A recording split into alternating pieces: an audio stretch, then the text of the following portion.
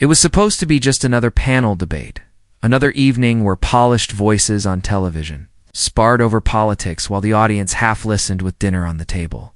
But on this night, something happened that no one could ignore. The cameras rolled, the lights burned hot, and at the center of it all sat CNN's chief legal analyst, Laura Coates, her voice smooth, confident, when heavy with the authority of the institution behind her.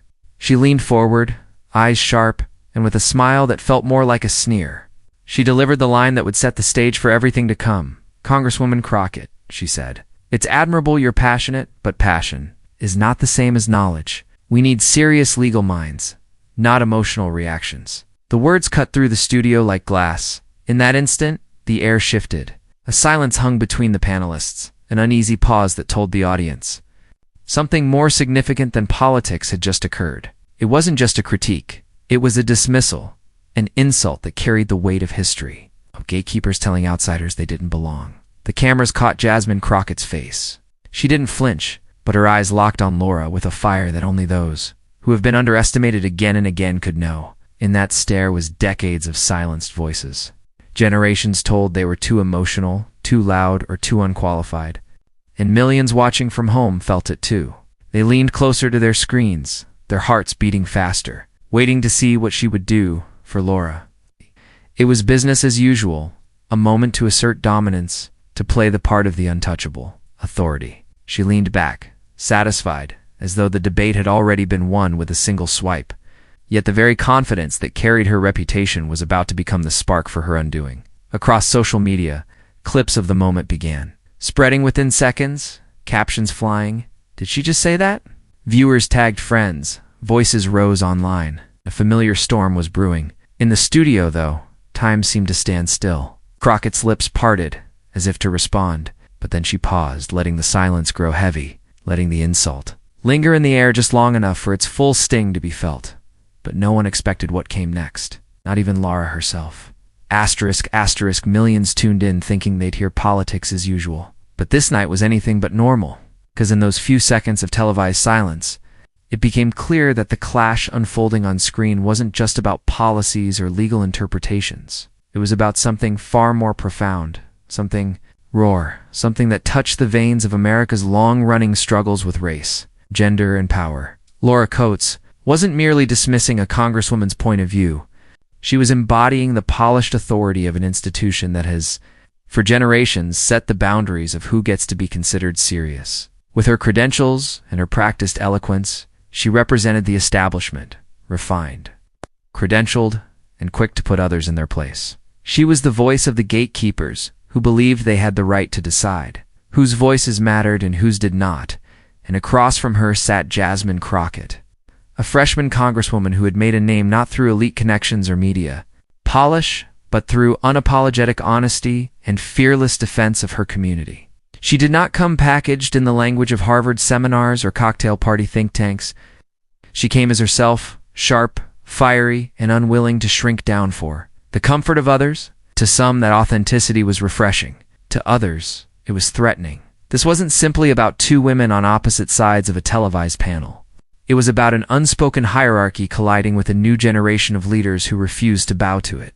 For viewers who had ever been told they were too much or not enough, Crockett's poised silence after Laura's remark became a reflection of their own lives. How many times had they been told their emotions disqualified them? How many times had passion, pain, or lived experience been dismissed as inferior to academic jargon? That is why the moment mattered. The stakes were higher than just who won the debate. At its core, this was about what kind of leadership America valued, polished detachment or unapologetic authenticity. As the seconds ticked by, the contrast between the two women grew sharper. Laura leaned back, exuding confidence, certain her words would define the conversation. Crockett, however, leaned forward ever so slightly, the fire building behind her measured calm.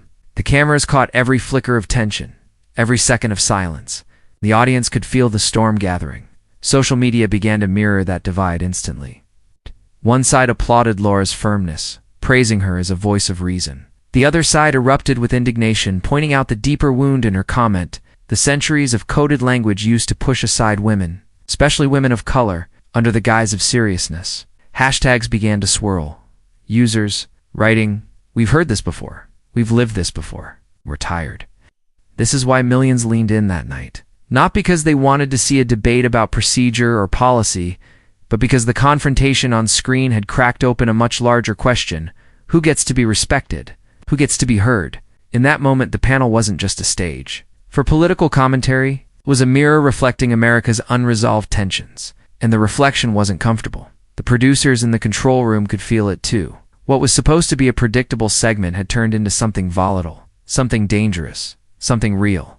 And while Laura looked composed, Jasmine Crockett was preparing to show the world that authenticity, once unleashed, could dismantle even the most polished authority. No one watching could have predicted how quickly the balance of power would shift. And as the tension built, it was clear the debate was no longer about politics. It was about America itself. Asterisk, asterisk. To understand the weight of Laura Coates' words that night, you have to understand the woman behind them, the image she carried, the pedigree she wore like armor, and the authority she had cultivated over years of being framed as CNN's voice of legal reason. Laura Coates wasn't just another talking head. She was, by every measure, an insider, a former federal prosecutor, educated at an elite law school, someone who had walked the halls of the Justice Department and carried the sheen of authority that mainstream America has long been conditioned to respect. When she spoke, her voice was measured, deliberate, wrapped in the cadence of the courtroom and the confidence of someone who had been trained to dismantle arguments with precision. In the eyes of CNN's audience, Laura had become a fixture, a symbol of credibility. When scandals broke, when constitutional crises erupted, when the machinery of politics seemed too complicated for the average citizen to grasp, CNN turned to her. Laura will explain it, anchors would say. Laura will break it down. And she would, with charts, citations, and a tone that carried the quiet subtext. I know the law. You don't? Trust me? It was this aura of authority, cultivated over years of primetime analysis, that made her nearly untouchable. She wasn't just speaking as Laura Coates. She was speaking as the law itself, or at least the version of it filtered through elite institutions. But beneath that polish, there was something else. Something viewers who paid closer attention had begun to notice. The confidence that made her appear unshakable also carried a sharp edge of condescension. Again and again, when confronted with voices that didn't share her pedigree, she defaulted to a pattern: smile, dismiss, reframe their points as naive or misinformed. It wasn't always overt, but the subtext was clear. Outsiders could have passion, but insiders like her had the knowledge that counted. Clips exist across social media. Laura cutting off grassroots activists mid-sentence, brushing aside arguments made in plain language as misguided, chuckling as if experience outside the ivy walls of academia didn't measure up. Critics had long accused her of wearing her credentials like a shield, deflecting not with empathy or openness, but with the cold weight of establishment authority. And to some, that was the role CNN wanted her to play. She was the protector of the institution, the adult in the room, the person who could keep the conversation serious. Whenever it threatened to drift into the raw territory of lived experience, she had become a gatekeeper, consciously or not, deciding who was worthy of the platform of legitimacy and who was not. That reputation was not lost on her colleagues. Behind closed doors, producers whispered about Laura's ability to hold the line. She didn't rattle easily. She didn't stumble. She carried herself with the air of someone who expected to be right, because for most of her career, she had been treated as if she always was. But therein lay the danger. Confidence unchecked can become arrogance, and arrogance blinds. When Laura faced Jasmine Crockett that evening, she believed she was stepping into familiar territory. Another politician with passion but no polish, another chance to remind America that while love is fleeting, knowledge, the kind she possessed, was permanent. Leaned on the same strategy she had always used, delegitimizing the other, by framing them as unserious, and elevating herself by reminding everyone of her credentials. What she didn't realize was that this time, the playbook wouldn't hold. The country had shifted. Audiences were tired of being told their voices didn't count unless they came wrapped in degrees and elite approval. They were tired of being dismissed as emotional when what they felt was the weight of injustice pressing down on them day after day. In Jasmine Crockett, Laura wasn't just facing a congresswoman. She was facing a reflection of everything the establishment had worked to keep at bay: the unfiltered, unapologetic insistence that lived experience was not a weakness, but a strength. And yet, Laura entered the exchange with the same unshakable certainty she had carried her entire career. To her, this was just another segment, another sparring match where she could reassert control, deliver the cutting line, and remind everyone of who held the absolute authority. Her tone that night carried the same pattern it always had: smooth, assured, dismissive. She had every reason to believe it would work again. But confidence can be a double-edged sword. It's the very composure that had made Laura Coates a star on CNN. It's the same authority that had cemented her as the voice of reason would prove fragile under the weight of what was about to happen next. And on this night, her trademark confidence would become her greatest weakness. Asterisk, asterisk, before she ever set foot on that CNN stage. Before her name trended on social media and her face lit up television screens across the country, Jasmine Crockett was a fighter in the truest sense of the word. Not a fighter polished by think tanks or prepped in the marble halls of Washington, but a fighter forged in the grit of real-life Texas grit. She grew up in a world where opportunities weren't handed down. They had to be claimed, defended, and held onto with both hands. From the very beginning, Jasmine understood what it meant to be underestimated. She was the young black woman in classrooms where her confidence was mistaken for arrogance. Her curiosity framed as disruption. Teachers and peers didn't always know what to do with her boldness, but she knew even then that her voice carried weight. When she spoke, people listened, sometimes in agreement, in disbelief, but they listened. That spark of defiance would never leave her. Law school wasn't her path because she dreamed of prestige. It was her path because she wanted weapons sharper than words alone. She saw firsthand how laws could both protect and destroy communities, how justice in theory could collapse into injustice in practice. And she decided she would not stand by and watch her community be dismantled without someone to fight back. As a lawyer in Texas, she wasn't defending Fortune 500 companies or elite clients in glossy skyscrapers. She was in the trenches, representing people who couldn't afford the polished defense of establishment lawyers, families at risk of losing their homes, workers were cheated out of wages, communities targeted for the crime of simply existing in spaces others wanted to erase. She fought for those cases that didn't make headlines, but carried the weight of survival. And in those fights, she earned not just a reputation, but a trust. The kind of trust that can't be bought, only lived. When Jasmine stepped into politics, it wasn't because she dreamed of being on magazine covers or rubbing elbows with power players. It was because she saw a void. Too many voices like hers, raw, unapologetic, unwilling to bow down, were absent in the halls of government. And in her district, people didn't want another politician who would speak like a lawyer reading from a textbook. They wanted someone who sounded like them, who carried their frustrations and their pride, their anger and their hope, straight into the places that had long ignored them. Her congressional presence was electric from the start. She wasn't the kind of representative who sat quietly waiting her turn. She came into hearings ready to clash, prepared to call out hypocrisy, prepared to challenge anyone who thought her presence meant she would play small. Clips of her fiery exchanges spread online. People laughed, cheered, and shook their heads, but they shared her words. She became, in many ways, the unpolished antidote to politics as usual. And while critics accused her of being too emotional, supporters saw what was really happening. She was cutting through the polished scripts, in the empty platitudes. She wasn't there to impress the establishment. She was there to expose it. That's why her confrontation with Laura Coates resonated on such a visceral level. Because Jasmine Crockett wasn't standing on that CNN set by accident. She was standing there as the product of every fight she had waged, every door that had been slammed in her face, every courtroom where she stood as the only line of defense between her clients and a system stacked against them. And unlike Laura, Jasmine didn't carry credentials as her armor. She carried authenticity. She had scars. She had stories. Had that so many Americans felt but so few were allowed to say on national television. That was her weapon. That was her shield. For every viewer who had ever been told they didn't belong, for every immigrant family that had been told they were outsiders, for every woman of color who had been told their passion made them unfit.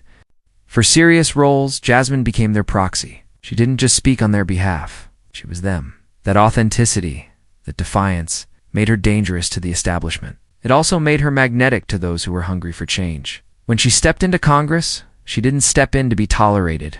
She stepped in to be heard. And when she sat across from Laura Coates on that broadcast, she brought with her every courtroom victory. Every sleepless night drafting defenses for people the system had already written off. Every fiery congressional speech where her voice cracked but never broke. Laura believed she was facing a novice, but what sat across from her was a woman sharpened by survival, fueled by injustice, and emboldened by a community that had already crowned her as their champion. And so, as the studio lights glared and the silence stretched, Jasmine Crockett did not see herself as outmatched. She saw herself as right where she belonged. Every insult she had endured, every dismissal she had overcome, every battle she had fought had prepared her for this exact confrontation. Asterisk, asterisk, the silence had been broken once. But Laura Coates wasn't finished. She leaned forward again, voice calm/steady, the kind of tone that sounded less like an opinion and more like a ruling handed down from on high. "Congresswoman," she began, her words sharpened with practiced precision. "I respect your energy, but energy doesn't equal expertise. These issues require years of legal study, decades of courtroom experience, and a depth of understanding that, frankly, not everyone on this stage possesses. Passion can inspire, yes, but it cannot legislate." The words floated across the studio, like smoke, calm on the surface, but poisonous in intent. Another dismissal. Another attempt to frame Jasmine Crockett, not as a peer, not as an equal, but as an amateur playing in the big leagues of the establishment. The cameras caught it all. Laura's raised brow, her slight smirk, the quiet nods. From some panelists who seemed too uneasy to intervene, but the most crucial shot was Jasmine herself. She didn't flinch. She didn't leap to interrupt. She sat perfectly still, her hands folded in front of her, her eyes locked on Laura with a quiet intensity that only grew as the seconds stretched. Inside the control room, producers exchanged glances. They'd seen debates get heated before, but this was different, and this was personal, kind of moment that could explode into headlines before the broadcast even ended. Fingers hovered over cut buttons, wondering if they'd have to step in. But no one wanted to look away. Back at the table, the air grew heavier. One panelist shifted in his chair, clearing his throat as if searching for a way to diffuse the tension. Another scribbled nervously on a notepad, avoiding eye contact with both women.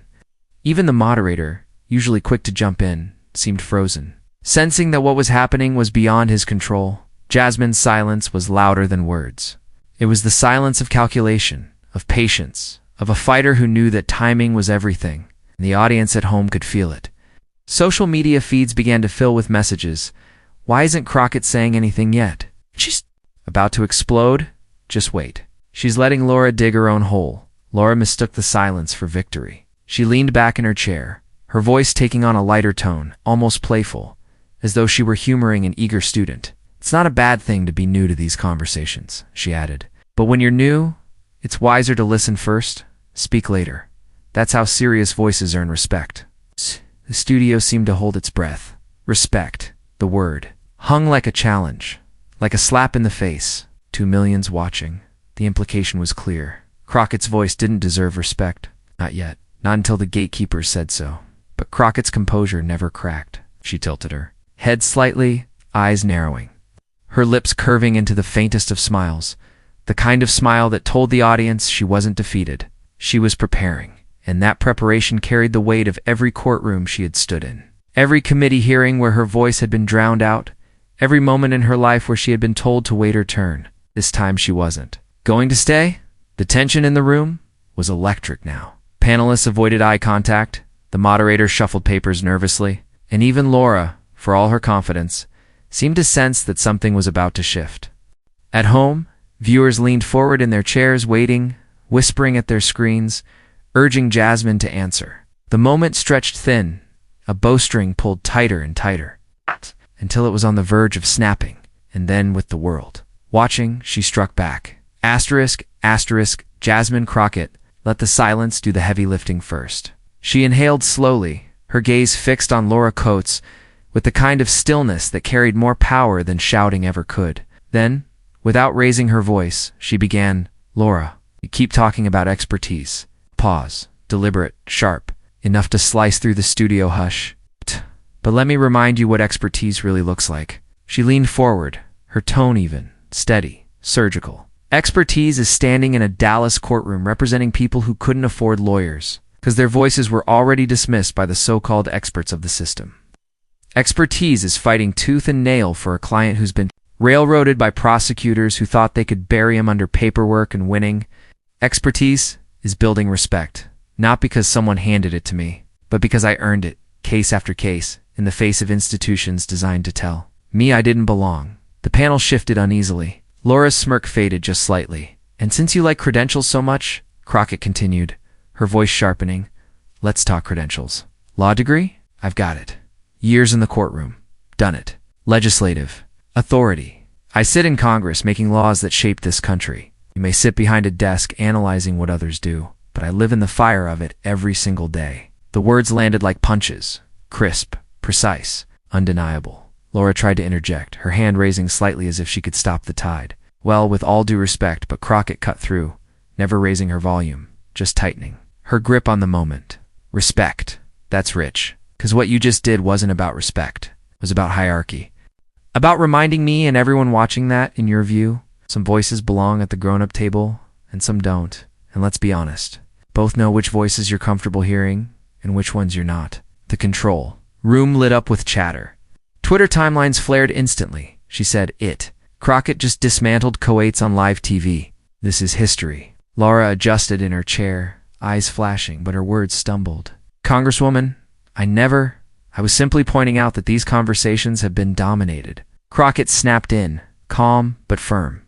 By the same gatekeepers who think legitimacy is a certificate you hand out like a diploma, but legitimacy isn't granted. It's claimed. And whether you like it or not, I'm here. My constituents sent me here. My community sent me here. My lived experience sent me here. And I'm not asking for your permission to speak. The panelists froze, one biting his lip, another raising her eyebrows. Even the moderator leaned back, as if to give the moment more room. Crockett wasn't done. She leaned in closer, her cadence shifting into a rhythm, like cross-examination in court. Now, you said passion doesn't legislate. Tell me what. Do you think this country was built on? It wasn't built on sterile analysis from a TV studio. It was built on the raw passion of people who demanded freedom, justice, quality, often at times when the so-called experts said it was impossible. Passion doesn't just legislate.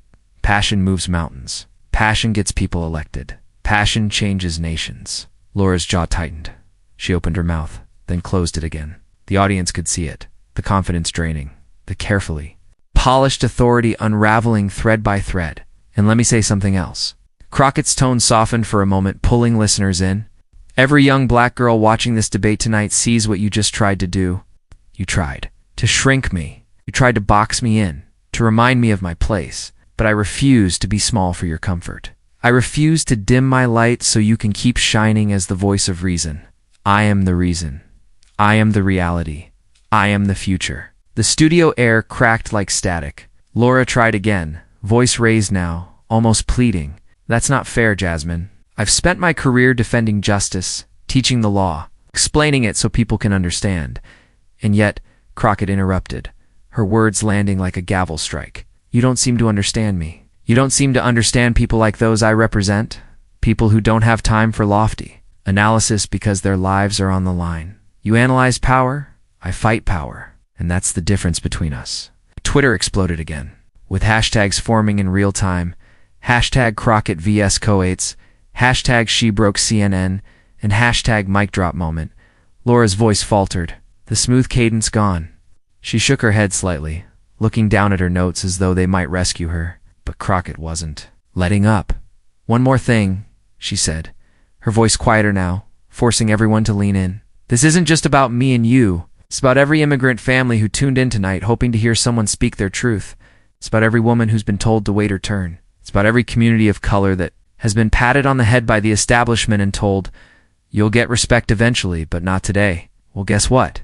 Today is that day. Her eyes bored into the camera now, speaking past Laura, past the panel, straight to the millions watching at home. I don't need permission to exist in this conversation. I don't need validation from CNN.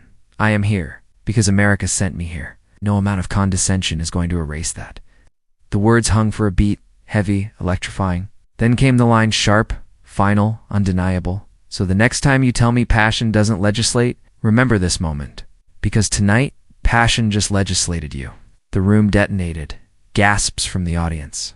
Panelists' eyes wide. Stunned laugh from the moderator, who couldn't hide his reaction. Laura sat frozen, lips parted, searching for words that wouldn't come. For the first time all night, the voice of CNN's authority was silent, and in that silence, Jasmine Crockett leaned back, hands folded once again, the faintest smile on her face. The studio thundered with energy, Twitter feeds roaring, hashtags multiplying, memes already in the making. The mic drop had landed, the room erupted, and nothing would be the same again. Asterisk, asterisk, the moment Jasmine Crockett delivered her mic drop. The reverberations traveled far beyond the studio walls. It was as if the air itself carried the clip through every corner of the internet before the segment even wrapped. Within minutes, hashtags bloomed across Twitter, each more gleefully cutting than the last. Hashtag Crockett clapback. Hashtag lore-owned. Hashtag passion legislates. Hashtag Crockett vs. Coes.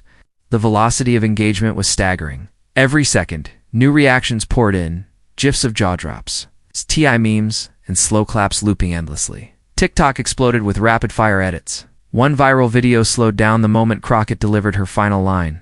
Because tonight, passion just legislated you, overlaying it with a trap beat drop. Another stitched together a montage of Laura's condescending expressions. Freeze-framed with captions like this didn't age well. Within an hour, those edits were racking up millions of views. The comments flooded with people proclaiming, Shia T. That's my Congresswoman. This is why the establishment is shook. Instagram Reels carried their own flavor. Side-by-side reaction videos showed teens, activists, and even older viewers watching the clip and audibly gasping before breaking into laughter or applause. Memes flooded Reddit, Crockett photoshopped as a heavyweight boxer standing over a dazed Laura Coates, captions declaring, and the champ is here. Then came the celebrity amplification. NBA star retweeted the clip with, this is how you check arrogance. Respect. A Grammy-winning rapper wrote, Congresswoman Crockett just bodied CNN. This is history. Even late-night comedians couldn't resist. By the following evening, hosts were replaying the footage, pausing dramatically at Laura's stunned silence, delivering punchlines like, and that, ladies and gentlemen, is what we call cross-examined.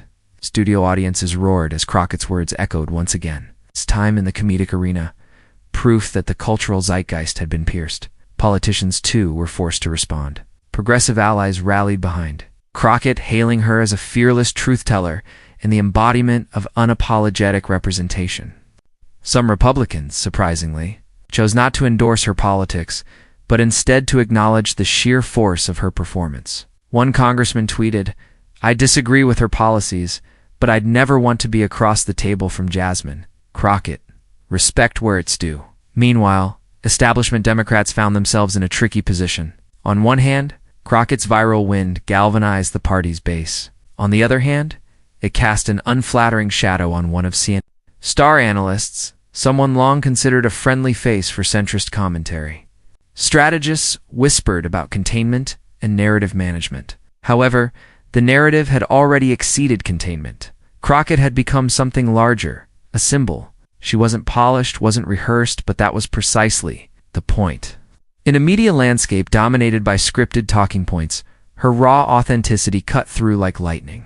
Commentators began referring to her as the people's fighter, a figure who spoke not in the sterile cadence of the Beltway, but in the plain, unapologetic rhythm of lived struggle. Think pieces appeared overnight. Headlines read, Jasmine Crockett just redefined political debate in the viral age. The night CNN lost control of the narrative, cable news couldn't ignore it either. Competitors replayed the footage gleefully, framing it as a symbolic clash between the old guard of establishment voices and the rising wave of unapologetic grassroots power. Even CNN, caught in its own spotlight, cautiously re-aired the moment, unable to deny its newsworthiness. Even as it reflected poorly on one of their own. But beneath the noise, something deeper began stirring. Activist groups clipped the segment, inserting it into digital campaigns about representation and the silencing of outsider voices. Community organizers began using Crockett's words in speeches, classrooms, and town halls. Young law students circulated the video, declaring, "This is why we chose this path." And all the while, Crockett herself remained remarkably composed. In interviews, she brushed off the theatrics, redirecting focus to her constituents and the policies she championed. Yet even in that restraint, she fueled the movement around her, a movement that saw her as more than a congresswoman. Too many. She was now a vessel of defiance against gatekeeping institutions. For Laura Coates, however, the fallout was brutal. Commentators replayed her smirks, her dismissive tone, her stunned silence, dissecting them like a cultural autopsy. Some defended her, insisting she had done her job as a moderator, but the internet had already rendered its verdict. She wasn't just wrong, she was owned. The shockwaves of that night didn't merely elevate Crockett. They cracked something open in the public imagination. A new archetype had arrived, one that didn't apologize for passion, didn't defer to gatekeepers, didn't wait for legitimacy to be granted. The viral moment had already secured its place in the annals of political culture. But beyond the retweets, the memes, and the applause, something quieter and more consequential was happening. A shift, a recalibration. A sense that the boundaries of who gets to speak with authority in America had just been redrawn. And this was only the beginning. Cliffhanger. But beyond the viral moment, something deeper was happening. Asterisk, asterisk, when the dust settled and the hashtags slowed their furious spin, what remained was not just a viral moment, but a lesson. Knew it too. In her follow-up interviews, she didn't gloat, didn't bask in the applause, didn't replay the soundbite. Instead, she reframed it. This was never about me versus her, she said, her voice steady. It was about dignity versus arrogance, truth versus elitism. When you strip away the noise, the lesson is simple. Nobody gets to silence you when you are standing in your truth. Her words cut beyond politics. They resonated with anyone who had ever been dismissed in a classroom, talked over in a boardroom, underestimated in a courtroom, or sneered at by someone who believed credentials were equivalent to character. Crockett's rebuttal became a mirror in which people could see themselves not as powerless, but as capable of answering back. Representation mattered here, not in an abstract sense, but in the raw, visible form of a black congresswoman from Texas staring down an elite voice of the establishment and refusing to flinch. It mattered to the student in a debate club who was told they were too emotional. It mattered to the employee who was brushed aside in a meeting for being too blunt. It mattered for the countless people taught, implicitly or explicitly, that their passion disqualified them from respect. Crockett showed the opposite, that passion, paired with preparation and conviction, could become a weapon sharper than any credential. That authenticity, even when rough around the edges, could dismantle the polished condescension of authority. She turned what could have been another moment of dismissal into proof that lived experience carries its own authority, one that no title, no network, no gatekeeper can erase. And in doing so, she modeled something vital: courage. Not the kind sung about in anthems or etched into marble monuments, but the everyday courage of refusing to be minimized. The courage to raise your hand when others roll their eyes, to say I disagree when the room expects silence, to look arrogance in the face and reply, not with bitterness, but with unshakable clarity. Her story transformed from a political skirmish to a parable. Commentators and community leaders began quoting her as an example of how to confront elitism without losing one's composure. Parents showed their children the clip as evidence that being underestimated can be fuel, not a sentence. Educators replayed it for students who felt their voices didn't belong. The moral became undeniable. Standing your ground is a sign of power, and Crockett herself said it best at a community event weeks later. You don't have to be in Congress to have a mic drop moment. You don't need a TV camera to prove you belong.